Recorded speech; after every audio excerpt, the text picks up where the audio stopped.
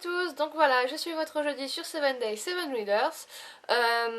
Donc le thème de cette semaine, ce sont les histoires d'amour. Donc j'ai sélectionné 5 livres, je ne les ai pas classés parce que, voilà, j'ai pas vraiment de préférence. Je vais essayer d'en faire un quand même du 5e au premier, mais on va dire que c'est un petit peu kiff-kiff, étant donné que c'est pas forcément les mêmes choses, etc. Donc voilà, donc je vais commencer tout de suite.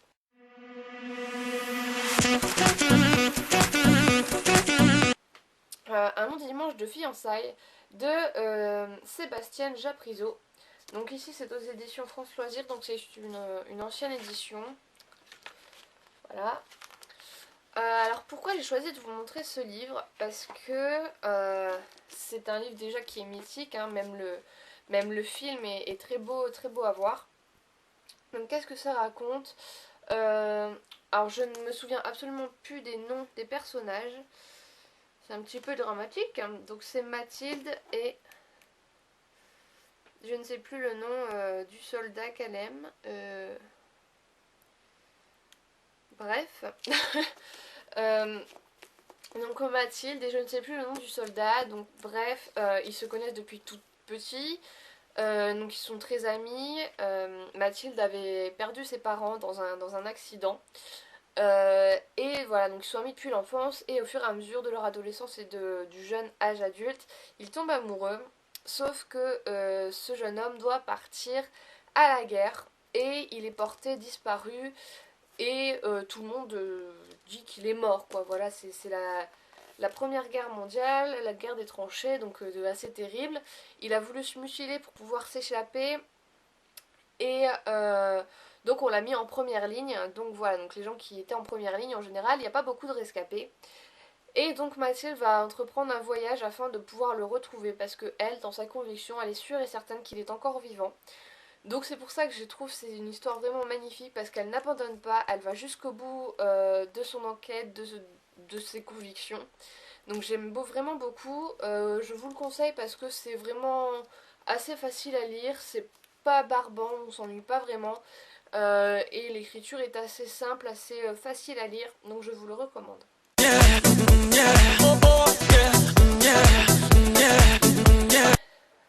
50 nuances degrés de E.L. James, donc aux éditions J.C. Lattès. Alors pourquoi?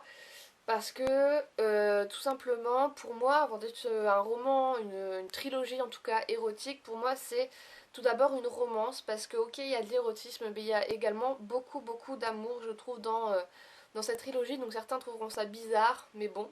Donc pour ceux qui ne connaissent pas, qui ont fait, je sais pas, un voyage sur Mars ces derniers mois, on sait jamais, euh, Anna est une étudiante tout à fait normale, qui n'a pas d'expérience sexuelle et qui n'est pas plus que ça intéressée par les mecs, hein, en gros.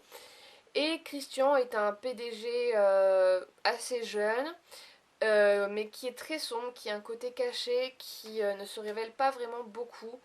Et on sent une part chez lui de doute et de malaise. Donc voilà, donc ils vont commencer une histoire d'amour qui est au départ érotique, mais que je trouve extrêmement belle. Donc pareil, c'est une écriture, mais voilà, plus que facile. Voilà, c'est un style vraiment, voilà, le style est pas là, quoi. Mais c'est une histoire quand même que je vous recommande. On sait jamais, ça pourrait vous plaire. Au départ, j'étais totalement contre, j'ai finalement craqué. Et voilà, vous le retrouvez ici maintenant dans le top 5, donc c'est que c'est pas si mal que ça quand même.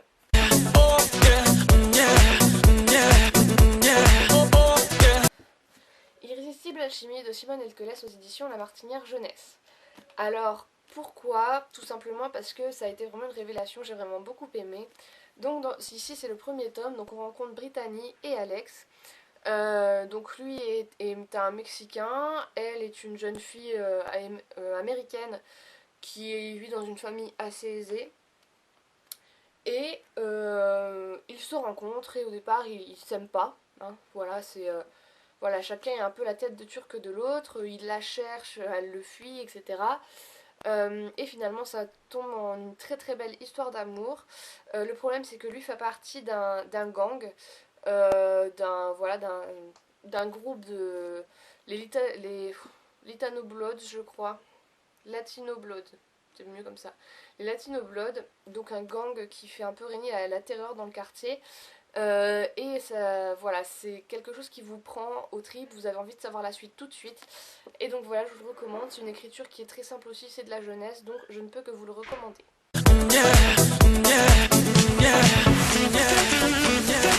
De Delirium, donc ici c'est le tome 1 de Lorraine Oliver aux éditions Hachette Black Moon. Pourquoi? Parce que donc là je vous présente le premier tome, mais j'aurais pu vous présenter les deux tomes parce qu'à chaque fois c'est une histoire d'amour différente. Donc ici c'est Lena qui tombe amoureuse d'Alex, il s'enfuit, etc. Et dans le deuxième tome, Alex, voilà, je ne vous dis pas, mais Lena tombe amoureuse de quelqu'un d'autre. Et à chaque fois c'est une histoire d'amour différente, qui ne se ressemble pas. Il n'y a pas la même approche des deux personnages. Mais à chaque fois j'ai vraiment beaucoup aimé. Donc je ne vous en parle pas éternellement parce que je vous l'ai déjà présenté 2 fois. Donc je pense qu'à bout d'un moment vous allez en avoir marre. Mais je pense que vous aurez compris que ça fait partie vraiment de mes sagas favoris. J'ai toujours pas acheté le troisième tome et ça m'horripile un peu. Mais voilà, donc encore une fois je vous le recommande vraiment.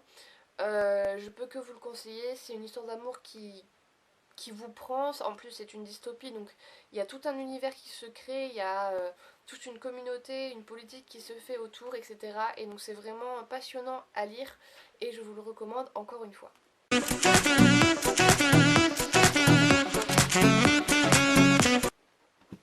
Et en première position, j'ai choisi de vous montrer un livre que j'ai lu il y a très peu de temps, qui a fait l'objet d'un de mes derniers coups de cœur, c'est d'ailleurs mon dernier coup de cœur. Il s'agit des Étoiles de Noces-Aide, le premier tome de Sophie Jomain, donc c'est Vertige, aux éditions Rebelle, collection Lune de sang. Pourquoi? Parce que ça a été vraiment une révélation, ça a vraiment été un coup de cœur.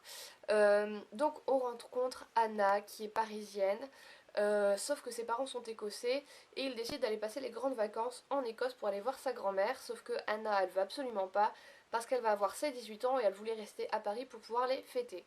Mais ses parents ne lui laissent pas le choix, donc elle part finalement avec ses parents, un peu en regrettant Paris, mais elle se dit que bah voilà, elle n'a pas le choix et que c'est tout, ça va se passer comme ça. Et d'un autre côté, on rencontre Lace, qui est assez bizarre, assez caché, assez mystérieux, assez sombre, mais qui est également très gentil, très attachant. Et ces deux-là, on se doute qu'il va se passer quelque chose entre eux. Voilà, même si au début on hésite parce qu'il y a Damien qui est là, qui se dit bon, je crois que c'est Damien, je suis plus sûre. Je ne veux pas vous dire de bêtises, il me semble que c'est Damien. Toutou, mais je ne veux pas vous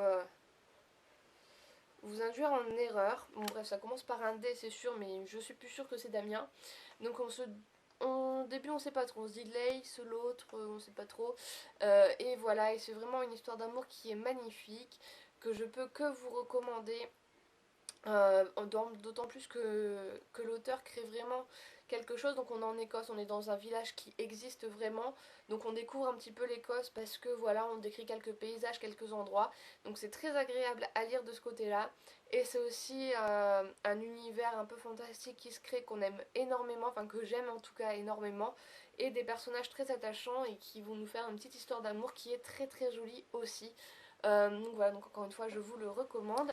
Et c'est tout pour ce top 5, donc j'espère qu'il vous aura plu. Ça a été très dur de me décider parce que j'ai plein de livres où forcément il y a une histoire d'amour dedans, mais ils sont parfois plus fantastiques que romantiques entre guillemets, romancés, etc. avec des personnages qui s'aiment. Donc j'ai essayé vraiment de cibler là-dessus. Et donc j'espère que ce tome 5 vous aura plu. Je vous laisse avec votre vendredi. Je vous fais de gros bisous et à la semaine prochaine.